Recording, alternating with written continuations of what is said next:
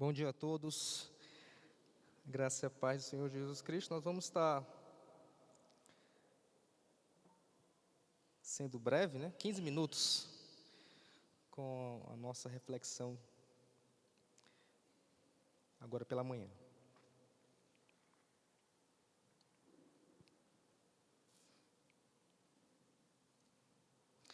Ok,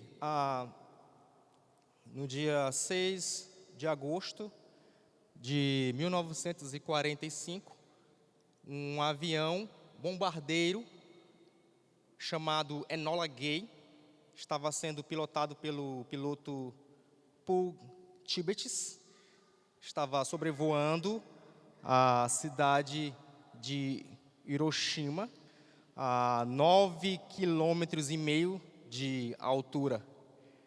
E esse avião ele estava transportando uma bomba atômica de urânio.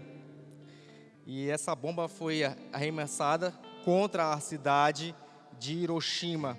E quando faltava 600 metros para atingir o chão, ela foi detonada. 600 metros. O interessante é que essa bomba ela tinha 64 quilos de urânio, que equivale a 15 mil toneladas de dinamite. E essa explosão, estima-se que foram 80 mil pessoas mortas com essa explosão da bomba atômica na cidade de Hiroshima. Eles até apelidaram essa bomba de Little Boy, pequena criança. Você sabe como foi que essas pessoas morreram? Pulverizadas, reduzidas ao pó, com a potência dessa bomba. Para vocês terem uma ideia, uma banana de dinamite, ela pode estourar um carro blindado, um carro forte, Na empresa que eu trabalhava, lá 3 carros foram estourados, só o chassi mesmo para aproveitar lá, a lataria todinha vai embora. Agora imagine 15 mil toneladas de dinamite. E aí, com essa explosão, como eu acabei de falar, foram 80 mil pessoas mortas no dia 6 de agosto de 1945. E aí o Japão ainda na defensiva, não queria se render, achava que os Estados Unidos não tinha outra bomba. E aí no dia 9 de agosto, a 11 horas e 30 minutos, os Estados Unidos agora remessa uma bomba contra Nagasaki.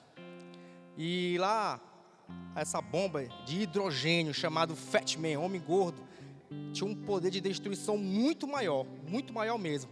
Só não foi mais destruidora o efeito porque a cidade era rodeada de montanhas. E como a bomba explode antes de chegar no piso, no chão, e aí o efeito dela, quando chegou na montanha, voltou pro ar. Foi diferente da primeira bomba. Uma bomba atômica destruidora. E aqui na Terra existe um poder maior do que qualquer bomba atômica e está à nossa disposição e às vezes nós deixamos de lado, que é a oração. A oração.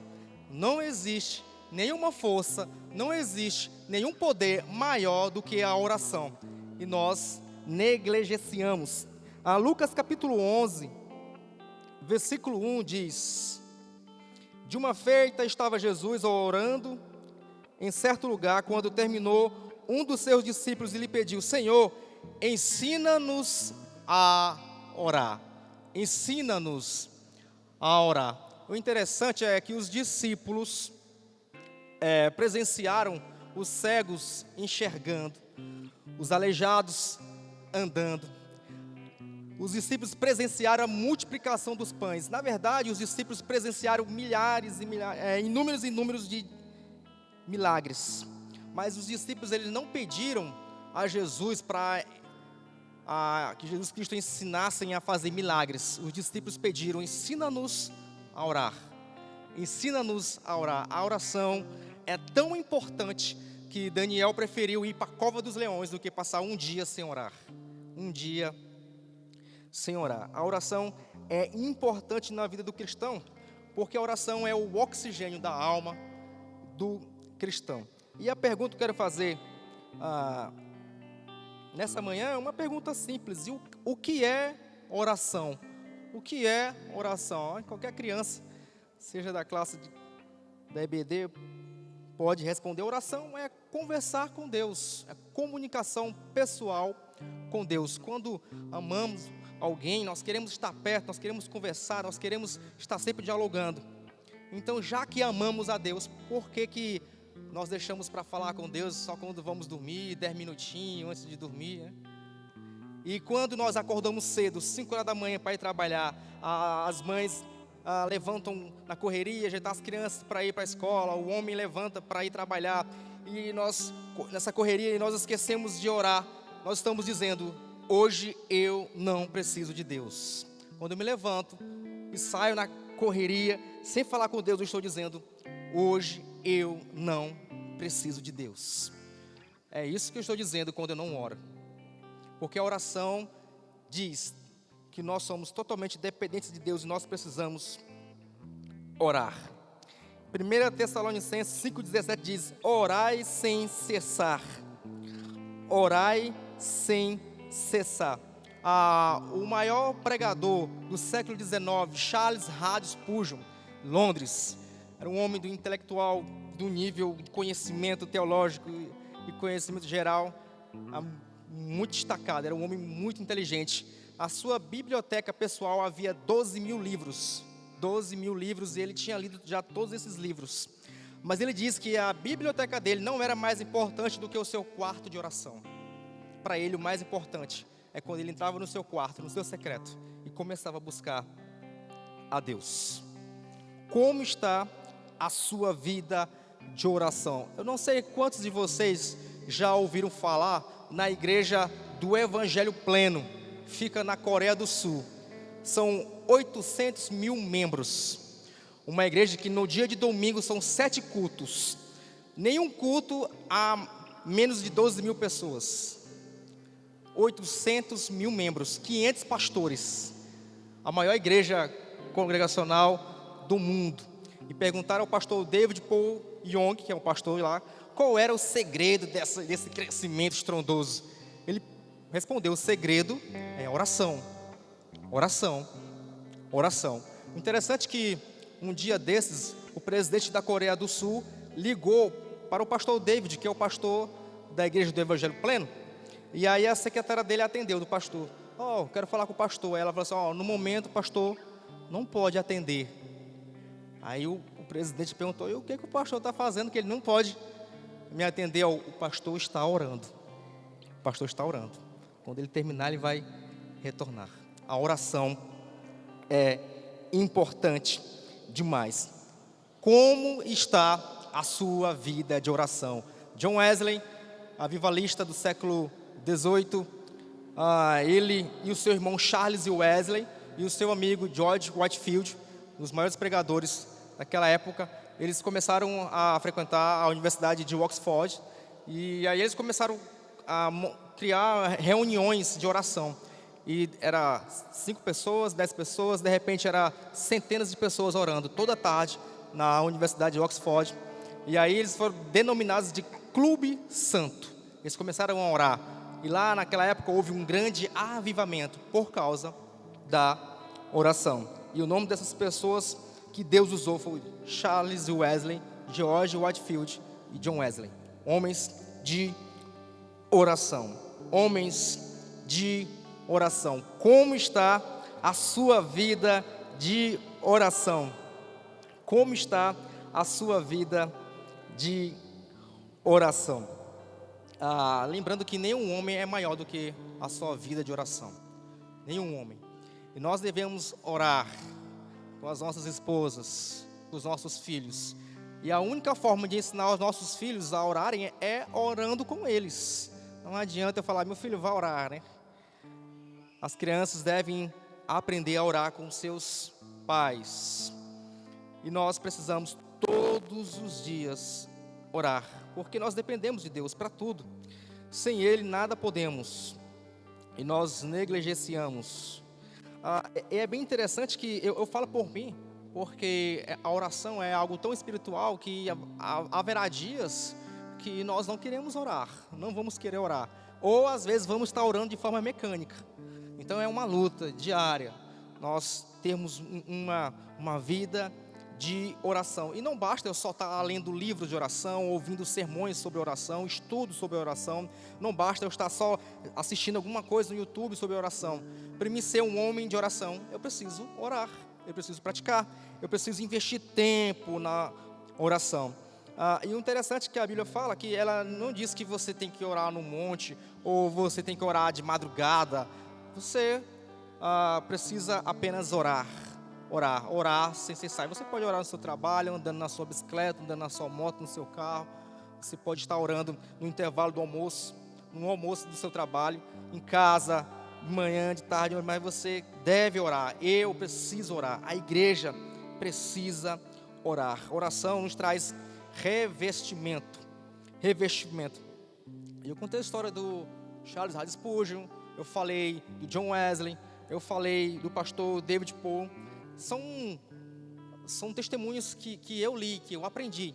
Aí você pode dizer, mas Daniel, você pode contar um testemunho da sua vida, que você viveu isso, que você presenciou? Posso. Alguns anos atrás, uma mulher, ela foi alvejada com uma arma de fogo. Eu não sei se foi 22 ou foi 32 o calibre. E ela foi levada às pressas para o hospital. E ela ficou na mesa de cirurgia. E o médico disse que não dava para tirar o projétil, porque, se eu não estiver enganado, fica em movimento na cabeça. E essa mulher, ela foi para casa com o projétil na cabeça. E a sogra dela fazia parte da igreja na qual eu era membro. E a igreja começou a fazer uma campanha de oração. Vamos orar em favor dessa mulher. Vamos orar. E a igreja orando. De manhã, à tarde, à noite. Se reunia na igreja. Em casa, individual. Orava em favor dessa mulher. E ela começou a se recuperar devagar. Mas sentia fortes dores. Porque era um objeto estranho na sua cabeça. E ela já começava a andar, a fazer algumas coisas domésticas. Mas sempre com fortes dores de cabeça. E o médico disse que essas dores seriam constantes e seria quase irreversível, porque só terminaria essas dores quando o projétil fosse tirado. E um dia, a igreja ainda, em campanha de oração, ela estava varrendo a casa e ela sentiu um pigarro tão grande na garganta, começou a tossir, e o projétil veio junto com um catarro. Ela escarrou o projétil e colocou na mão e mostrou para o pessoal lá. E a igreja vibrou e agradeceu muito a Cristo pelo milagre. Porque quando a igreja ora, milagres acontecem. Quando a igreja ora, os pecadores são convertidos. Quando a igreja ora, os doentes são curados e sarados. Amém? Que a primeira igreja batista em Timon seja uma igreja que ore, que seja comprometida com a oração. Que aqui haja homens e mulheres comprometidos com o reino de Deus e com a oração. Vamos orar. Deus Pai, Deus Filho, Deus Espírito Santo. Tu és maravilhoso, és grandioso, Senhor Jesus. Tu és poderoso, Deus Senhor Jesus. Nós te rendemos glória, graça. Tu és merecedor de toda a honra, de toda a glória, de todo louvor, Senhor Jesus. Tu és santo, justo, verdadeiro, fiel, Senhor Jesus, majestoso, Deus. E ao mesmo tempo nós somos tão pecadores, miseráveis, Senhor Jesus, negligentes, Senhor Jesus. Nós te ofendemos porque pecamos em palavras, pecamos em atitude, nós pecamos em pensamentos, nós pecamos por omissão, Deus. Nós pecamos, Senhor Jesus, constantemente, Senhor Jesus. Mas mesmo assim o Senhor tem sido misericordioso para conosco, o Senhor tem sido bondoso, Deus. Nós pedimos, perdoa todos os nossos pecados, as nossas falhas, Senhor Jesus. Ó Deus, ensina-nos a orar, Deus. Ensina-nos a buscar a Tua santa presença, Pai. Nos dá um coração, Deus, desejoso, Deus, que tenha fome e sede de Ti, Senhor Jesus. Ó Deus, que cada homem, cada mulher aqui, Deus, possa ser comprometido com o Teu reino, Deus. Possa ser comprometido contigo, Deus. Que possa ter um relacionamento pessoal, Deus, diário, Deus, na busca incessante da Tua face, Deus. Que eles possam ter, Deus, momentos a sós contigo, buscando mais de Ti, mais da Tua face, mais do Teu caráter, mais da Tua santidade, Senhor Jesus. Porque só assim, Deus, orando, Deus, nós estaremos dizendo: nós somos, Senhor Jesus, filhos de Deus, e nós precisamos de Deus, e o Senhor virá ao nosso socorro, Deus. Abençoa a vida de cada um que aqui se encontra, Deus. Abençoa as famílias, Senhor Jesus. É essa oração que nós fazemos, em o nome de Jesus, Pai. Amém, Deus. Amém. Essa foi a mensagem de hoje pela manhã. As comunicações